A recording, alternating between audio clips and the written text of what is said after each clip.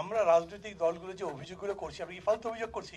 আমরা যে সরকারের নিরপেক্ষতা নিয়ে প্রশ্ন করছি, আমরা যে সরকারের ক্ষমতার অপব্যবহার নিয়ে প্রশ্ন করছি, আরো অনেকগুলো কথা বলছি। মানে এক উপদেষ্টা শত শত কোটি টাকা তার নির্বাচনের জন্য ব্যয় করছেন, তার নিজের কনস্টিটিউন্সি দিচ্ছেন, ঢাকার 3টা কনস্টিটিউন্সি দিচ্ছেন। আপনাদের এই ব্যাপারে তো কোনো বক্তব্য নাই।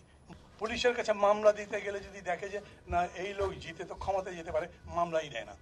এরপরে যখন ভোট হবে না, ভোটের দিন ভোটের বাক্স বগলের নিচে হাঁটা দিল, ও যদি দেখে যে ওই ক্ষমতায় যাবে, তাহলে পুলিশও কিছু করবে না।